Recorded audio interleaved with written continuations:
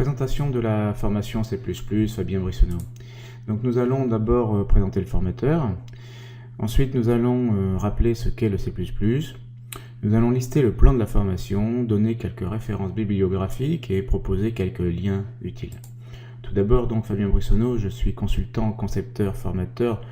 À la base, donc je suis développeur en C++. Je travaille aussi en Java et en C#, ce qui me permet de donner quelques idées de comparaison entre ces langages. Donc actuellement, je suis en mission sur un projet informatique de gestion. Vous pouvez me retrouver sur mon profil vidéo et LinkedIn et je serai tout à fait ravi d'échanger avec vous par email ou par le site, via le site Alform. Alors qu'est-ce que c'est que le C++? Eh bien, c'est un langage de programmation informatique qui est orienté objet. C'est un dérivé du C avec l'orientation objet, ce qui est censé donc améliorer grandement la qualité des applications. C'est un standard de ISO depuis 1998 et en 2011 nous avons eu une nouvelle version qui rajeunit, qui améliore grandement la syntaxe du C++. Une nouvelle version est prévue en 2014, mais cette version sera très largement mineure. Alors le plan de la formation, donc nous allons commencer dans le chapitre 1 par rappeler donc l'évolution du procédural à l'objet. Dans le chapitre 2, nous allons rappeler l'organisation du projet C++ pour expliquer les différentes parties en fait du projet C++ et proposer différentes façons donc de générer l'application.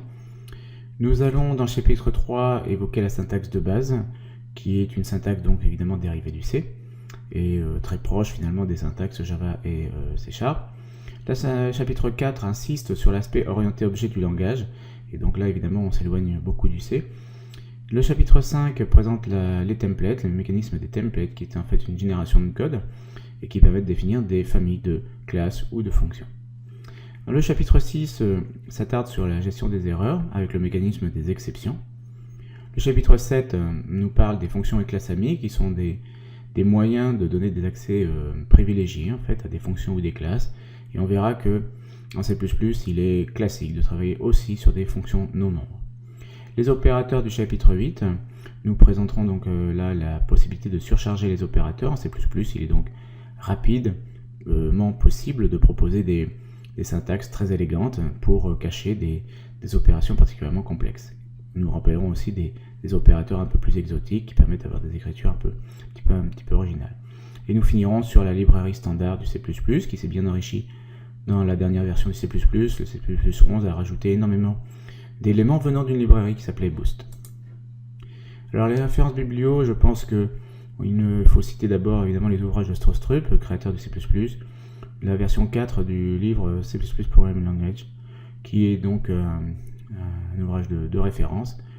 Alors ensuite, un auteur comme Delannoy est particulièrement intéressant pour ceux qui soit viennent d'autres langages, soit qui viennent du C, du Java. Vous avez différents livres de Delannoy, de Claude Delannoy qui traitent du sujet.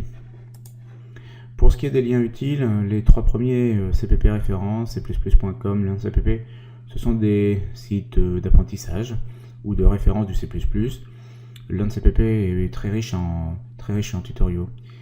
Le site de Strostrup, qui est un point d'entrée obligatoire évidemment.